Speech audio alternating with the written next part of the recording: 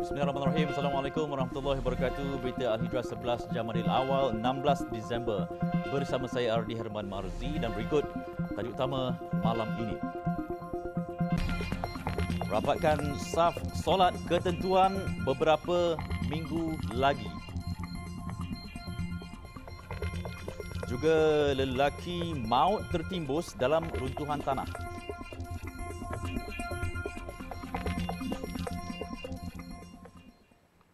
Kementerian Kesihatan Malaysia KKM memerlukan beberapa minggu lagi sebelum mempersembahkan keputusan untuk merapatkan saf solat kepada Majlis Raja-Raja. Menteri Kesihatan Khairi Jamaluddin Abu Bakar berkata tempoh masa itu diperlukan bagi melihat kesan daripada gelombang varian Omicron.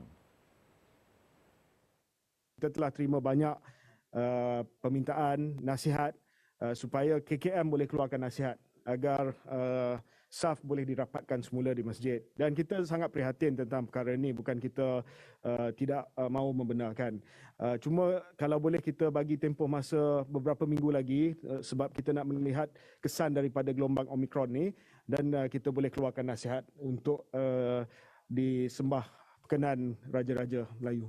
Pelbagai pihak sebelum ini menggesa supaya syarat SOP di masjid dan surau dilonggarkan. Menteri di Jabatan Perdana Menteri Hal Ehwal Agama, Senator Idris Ahmad baru-baru ini berkata cadangan supaya saf bagi solat jemaah kembali dirapatkan telah dikemukakan kepada pihak berwajib dan sedang dalam penelitian. Seorang lelaki maut akibat tertimbus dalam runtuhan tanah semasa kerja-kerja mencari emas di kawasan Lombok Emas di Kampung Air Sejuk Setiu pada jam 5 petang semalam. Menurut Ketua Polis Daerah Setiu, Deputy Superintendent Afandi Hussein, ketika kejadian Muhammad Johari Muhammad Asri, 34 tahun, ke kawasan berkenaan bersama ibu dan bapanya untuk melombong emas sebelum mangsa tertimbus. Menurut Afandi, anggotanya bergegas ke lokasi kejadian sebaik menerima laporan. Semasa kejadian, keadaan cuaca hujan lebat yang turun sekejap-sekejap menyebabkan tanah di kawasan tersebut menjadi lembut. Mayat mangsa ditemui di dalam lubang sedalam kira-kira 3 meter pada jam 7 petang semalam dan berjaya dikeluarkan setengah jam kemudian.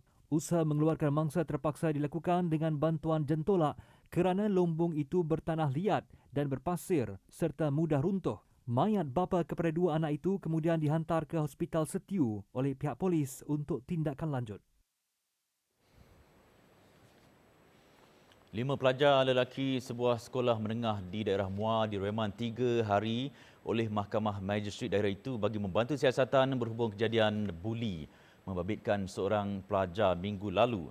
Perintah tahanan reman sehingga Sabtu ini terhadap semua pelajar berusia 16 tahun itu dikeluarkan bagi membolehkan siasatan dijalankan mengikut Seksyen 147 Kanun Keseksaan.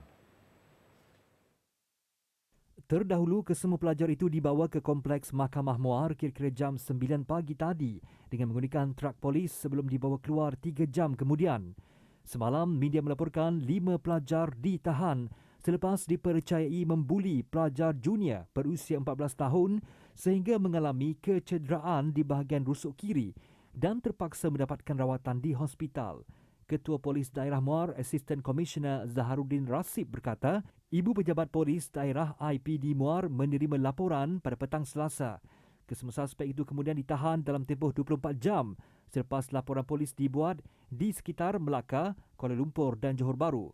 Hasil siasatan awal, pihak polis mendapati kejadian berpunca ekoran kesemua suspek tidak berpuas hati dengan sikap mangsa dan rakan-rakannya menyebabkan mereka dibuli.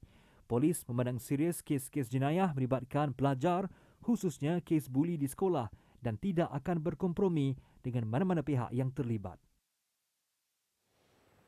Penggiat modul latihan motivasi perniagaan dinasihatkan agar merujuk kepada alim ulama' untuk mengelak berlaku sebarang kesilapan yang mungkin menjejaskan akidah dalam modul latihan yang diajar kepada pengikut mereka. Ahli Jawatankuasa Perundingan Hukum Syarat Negeri Pahang, Engku Ahmad Fazil Engku Ali berkata ini kerana dibimbangi terdapat konsep-konsep tertentu dalam latihan perniagaan itu yang secara tidak sedar bercanggah dengan akidah. Kepada golongan peniaga yang bersemangat untuk mengembangkan perniagaan mereka dengan pelbagai teknik, ya, itu bagus, semangat itu bagus. Tetapi semangat ataupun tujuan yang bagus tidak menghalalkan cara. Jangan sampai kita menggunakan cara yang bercanggah dengan syariat. Disebut oleh Al-Arif Billah, Al-Imam Ibn Atta'illah As-Sakandari rahimahullah ta'ala, sawabikul himam la yakhriku suwarul aqdar. Kesungguhan semangat seseorang itu tidak boleh mencari pagar-pagar takdir. Jadi dalam keadaan dia kata kalau kita buat kita dapat, kalau kita berusaha kita akan berjaya, itu hanya pada sudut sebab musabab. Daripada sudut hakikat, ketentuan takdir Allah tetap akan berlaku. Tambahnya, kandungan motivasi yang disampaikan dalam sesi latihan juga perlu menepati disiplin akidah Ahli Sunnah wal Jamaah supaya tidak tergolong dalam ajaran menyeleweng seperti Qadariyah dan Jabariyah. Jelasnya lagi, sebarang fahaman yang menidakkan kuasa Allah dalam sesuatu perkara akan menyebabkan seseorang terkeluar daripada Islam dan perlu bertaubat. Baru-baru ini tular sebuah video yang menunjukkan seorang pengasas perniagaan mengeluarkan kenyataan bahawa Allah sebagai makhluk halus sehingga menimbulkan persoalan dalam kalangan warganet yang percaya kewujudan Allah tidak boleh disamakan dengan apa-apa sekalipun.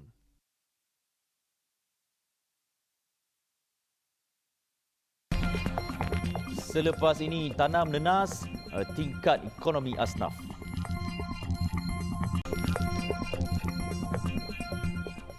Selepas 70 tahun tidak pernah menikmati bekalan air bersih, akhirnya penduduk kampung Lubuk Punggur, Gedong di Sarawak mula menerima bekalan air bersih dan terawat. Selain itu, Lubuk Buntin dan Tanjung Sap Samarahan antara kawasan lain yang turut menerima sumber air bersih dan terawat sejak semalam.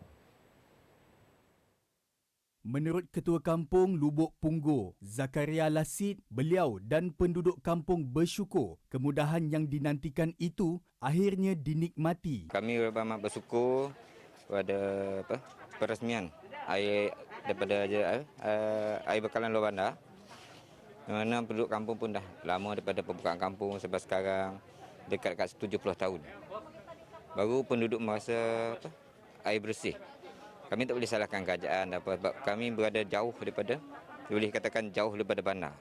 Tambah Zakaria, beliau juga berharap agar ada penambahbaikan dari aspek lain, antaranya masalah tanah runtuh dan permasalahan sungai hingga memberi kesan kepada sektor pertanian padi di kawasan itu. Dalam padi itu, penduduk yang ditemui nyata teruja dengan kemudahan air bersih yang amat dinantikan tersebut.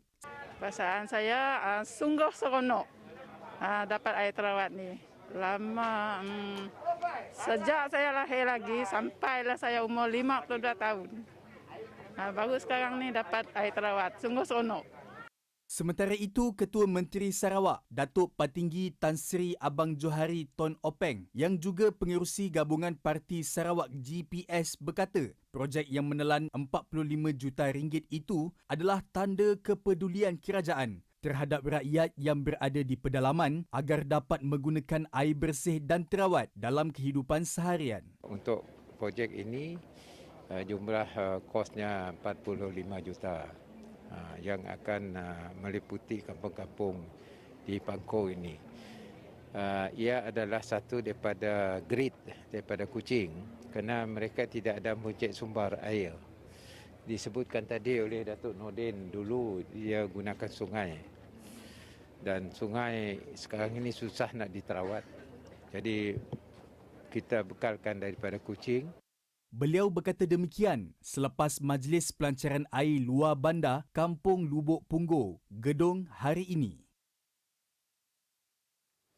Dan menjelang pilihan raya negeri PRN Sarawak ke-12, 18 Disember ini berbaki 2 hari lagi, jentera parti bertanding kini dalam fasa pecutan akhir kempen. Dan untuk mengetahui perkembangan terkini, kita terus bersama wartawan Khadijah Faisal langsung dari Kuching, Sarawak. Silakan, Izzah.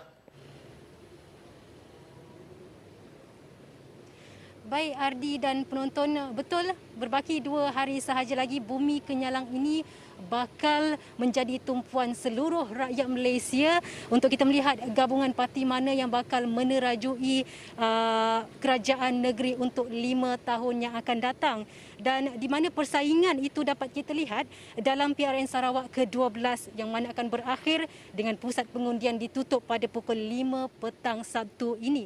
Dan pastinya kempen yang berbaki dua hari sahaja lagi ini, jentera-jentera parti sudah pun melakukan persiapan terakhir, melakukan pecutan kempen yang terakhir, dan seperti mana yang dapat saya lihat sepanjang saya berada di Kuching, Sarawak ini, sepanjang perjalanan mereka meletakkan bendera parti masing-masing untuk menandakan berkempen pada PRN Sarawak ke-12 pada kali ini. Dan saya juga sempat melihat kempen yang dilakukan oleh gabungan Parti Sarawak GPS di kampung-kampung yang terletak di Gedong dan Semelatong, Ulu Simunjan, untuk menarik hati pengundi untuk keluar mengundi parti masing-masing. Dan pastinya usaha yang sama dilakukan oleh parti-parti yang lain.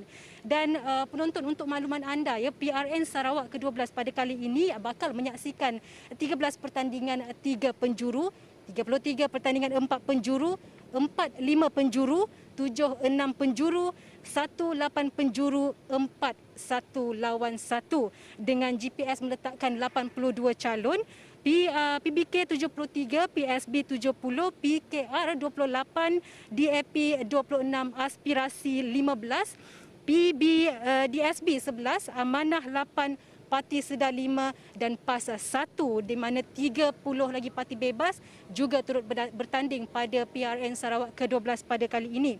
Dan untuk makluman anda semua, 1951 pusat daerah mengundi PDM dengan 3,666 saluran di 82 kerusi DUN. Dan penonton, pastinya pengundi-pengundi di Sarawak ini merupakan menjadi penentu kepada penentu nasib kepada 349 calon yang bertanding, sebaik sahaja tempoh kempen ini berakhir pada pukul 11.59 pada malam esok.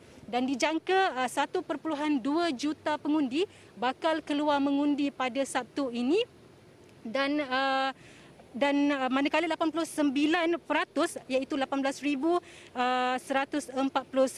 pengundi awal telah pun menunaikan tanggungjawab masing-masing pada 14 Disember yang lepas, dan 17,885 lagi mengundi melalui pos. Dan ingin saya kongsikan sedikit mengenai SOP daripada SPR telah meletakkan SOP yang ketat untuk hari pengundian yang akan datang.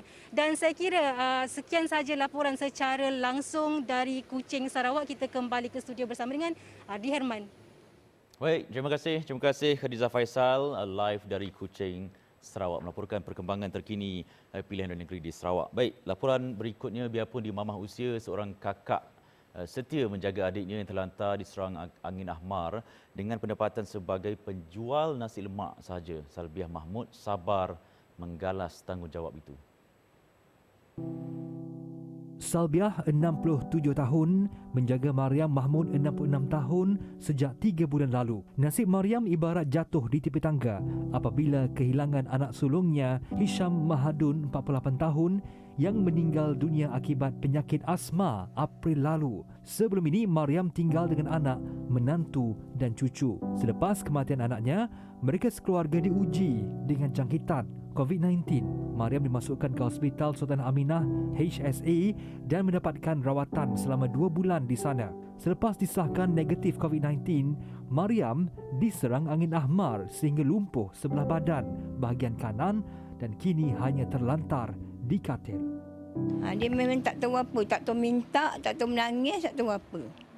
Kalau dia dah macam pampers dia dah lebih sangat, dia akan gelisah. Dia akan rasalah bermakna basah ke. Tu memang kita kena uruskan dia je lah. Dia tak ada apa, menangis pun tak ada, bersuara langsung tak ada. Gini je serentang. Menurut Salbiah, sejak diserang angin ahmar, Mariam hanya bergantung kepada susu khas yang berharga RM93 satu tin dan ia perlu diberi 4 jam sekali. Dalam sebulan, perlu disediakan 5 tin dengan anggaran harga hampir RM500. Bagi lampin pakai buang pula, Mariam menggunakan 10 pak dalam sebulan.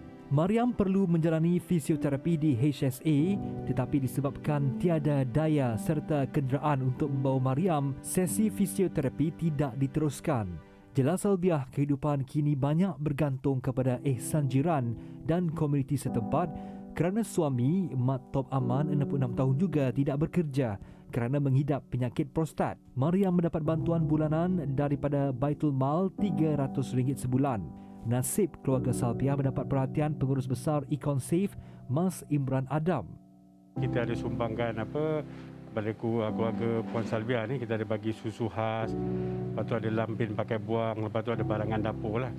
Jadi untuk keluarga Puan Salbiah ni kita dapati memang dia ada jaga adik dia yang terlantar, lepas tu suami dia pun tak sihat. Jadi untuk ni hari kita ada sumbang barangan dapur lah dalam nilai dalam RM1,000 lah. Jadi kita harap sumbangan kita ni dapat meringankan sikit lah bebanan Puan Salbiah untuk pembelanjaan harian itu. Mereka yang ingin menyumbang boleh salurkan ke akaun yang tertera atau hubungi Salbiah di talian 019 942 2872. Tanam nenas untuk meningkatkan ekonomi golongan asnaf, itu pendekatan luar kebiasaan yang diambil Majlis Agama Islam Negeri Pulau Pinang (MEINPP) melalui Zakat Pulau Pinang ZPP dalam membantu asnaf meningkatkan taraf hidup sekaligus keluar daripada kepompong kemiskinan.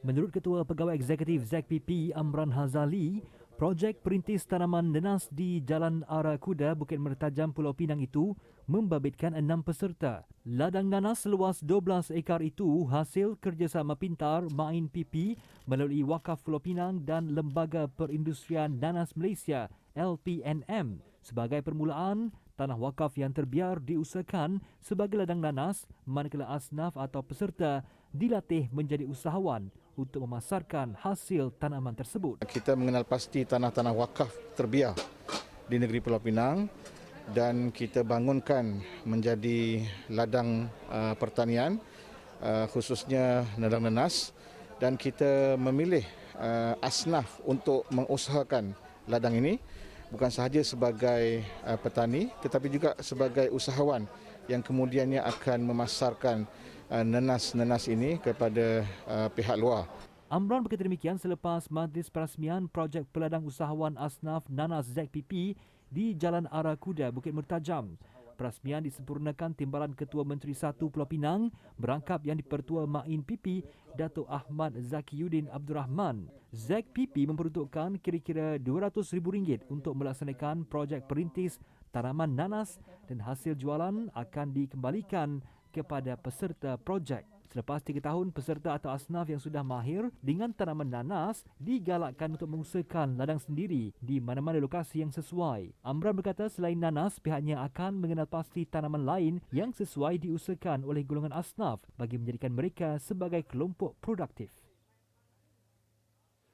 Murtada International Sdn Bhd menerima anugerah pengiktirafan kemampanan organisasi dan kewangan daripada Finlandia untuk organisasi yang telah melalui perjalanan Philanthropy Navigator atau PhilNavi pada Majlis Hari Transformasi Pertubuhan Masyarakat Sivil Malaysia. Pengarah urusan Murtada International Sdn Bhd, Muhammad Yaakob Yusra Muhammad Yusof berkata anugerah itu adalah penanda aras bagi organisasi lain dalam pengurusan organisasi dan badan bukan kerajaan NGO. Kita mengharapkan satu boleh jadi sebagai satu benchmark yang baiklah kepada organisasi yang lain. Yang pertama tentang transparansi, ketelusan, pengurusan kewangan, dan yang paling penting adalah bersifat kepada kelestarian. Maksudnya kita cemui dah, orang malu kita nak minta duit ke orang ni. So kita ada kelestarian yang sekurang-kurangnya ada satu faktor ekonomi yang boleh support kita punya pergerakan. Mudah-mudahan kalaulah Allah takdirkan kesusahan berlaku ekonomi ke sebagainya, kita masih boleh bertahan disebabkan kita ada kejituan ekonomi yang berdaya saing sendiri, insya-Allah. Tambah beliau, anugerah ini juga satu pengiktirafan kepada rakan-rakan NGO lain yang turut sama menjalankan kerja-kerja amal masing-masing. Beliau berkata demikian ketika ditemui pada majlis tersebut yang disempurnakan Menteri Luar Datuk Saifuddin Abdullah. Murtada International Sdn Bhd adalah syarikat induk yang kini dalam proses membangunkan pusat dakwah dengan nama Murtada Dakwah Center Madat di Sungai Petani, Kedah. Madat merupakan sebuah fasiliti dakwah 24 jam yang dijangka siap sepenuhnya pada 2026.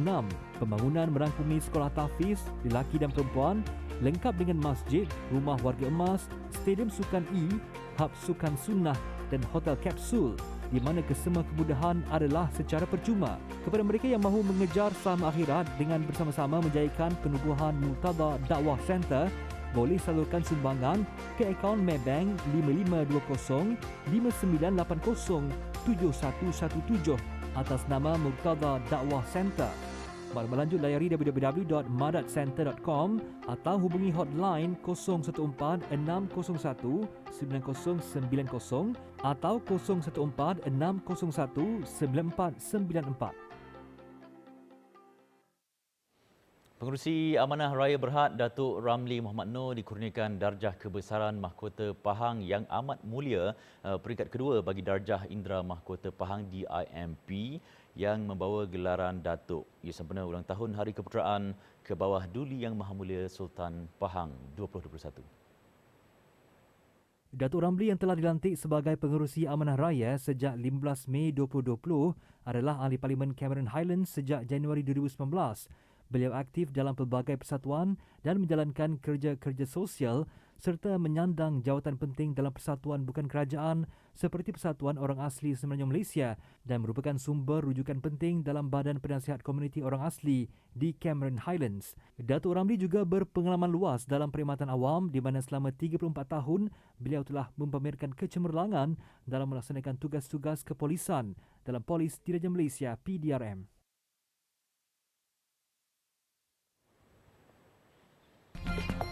Baik, selepas ini pesawat terhempas, 9 terkorban.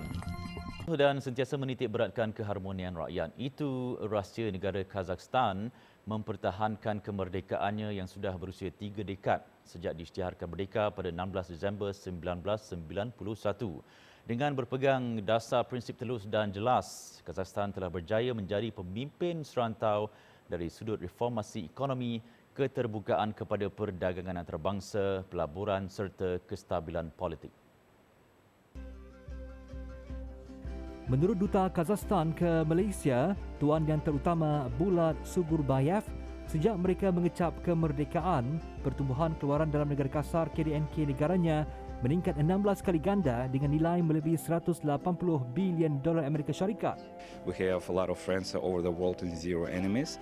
We promoted economic reforms in Kazakhstan, free market economy, and that helped us to bring investors from all over the world.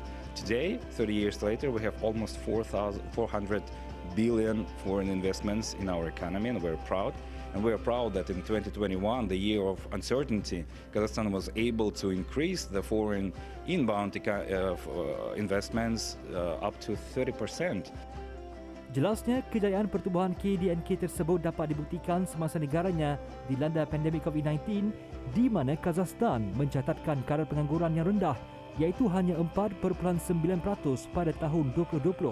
Peningkatan ekonomi tersebut telah memberi peluang besar kepada usahawan serta rakyat tempatan menerusi perancangan untuk menambah bilangan pekerja di dalam industri perusahaan kecil dan sederhana PKS kepada 4 juta orang berbanding 3.3 juta pada 2020 dan sekaligus dapat meningkatkan KDNK PKS negara kepada 35% menjelang 2025. Beliau berkata demikian kepada Berita Al Hijrah selepas menghadiri rancangan Assalamualaikum pagi tadi. Sementara itu, berbicara mengenai hubungan dua hala Kazakhstan dengan Malaysia, beliau menyifatkan ia amat baik kerana kedua-dua negara mempunyai banyak persamaan, terutamanya dari segi penduduk berbilang etnik dan budaya. Justru beliau berharap agar hubungan dua hala tersebut dapat dijaga sekaligus membantu ekonomi kedua-dua negara untuk terus berkembang. Malaysia is a very big part of that. Malaysia invested in these years around $1 billion in our economy, and our economic partnership is growing. And we're looking forward to growing our political, economic, and most importantly, people-to-people ties between our cultures, because in terms of mentality, in terms of cultural values, our nations are very close. We are brother nations, and we look forward to developing these ties.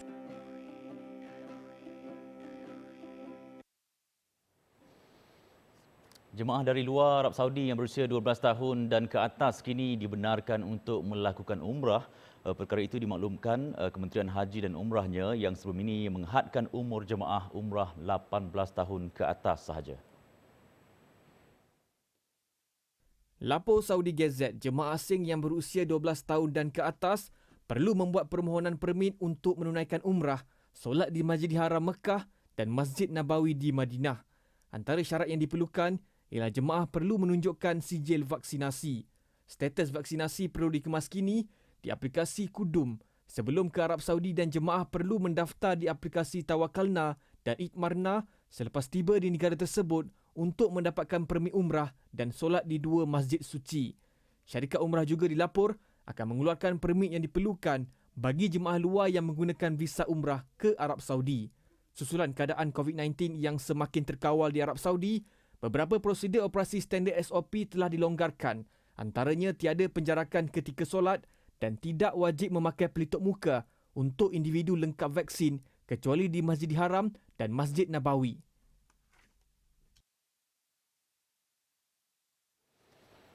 9 maut selepas sebuah pesawat terhempas di lapangan terbang Las Americas di Republik Dominikan hari ini. Pemilik pesawat Helidosa Aviation Group berkata tragedi itu telah mengorbankan semua kru dan penumpang pesawat terbabit. Mangsa yang maut melibatkan 7 penumpang dan 2 anak kapal. Antara penumpang yang maut, seorang penerbit muzik dari Puerto Rico dan isterinya. Pesawat terbabit dilapor dalam perjalanan menuju Florida. Namun selepas 15 minit berlepas, kapal terbang berkenaan terpaksa melakukan pendaratan cemas di lapangan terbang Las Americas dan terhempas. Punca kejadian masih disiasat pihak berkuasa. Tragedi telah menyebabkan aktiviti di lapangan terbang Las Americas terganggu selama 2 jam.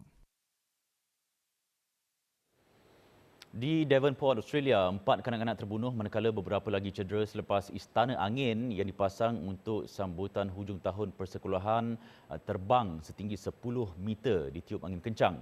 4 yang maut masing-masing 2 kanak-kanak lelaki dan 2 kanak-kanak perempuan. Menurut pihak berkuasa, 5 lagi kanak-kanak ketika ini sedang mendapat rawatan di hospital dan dalam keadaan kritikal. Mangsa kejadian dilapor berumur 10 atau 11 tahun. Setakat ini tiada maklumat lanjut bagaimana istana angin tersebut boleh terbang ke udara selain disebabkan angin kencang. Tragedi itu dilapor akan tersenarai antara kemalangan maut terburuk di Australia. Pihak berkuasa memaklumkan inkues berhubung kejadian tersebut akan dilaksanakan selepas siasatan awal polis selesai.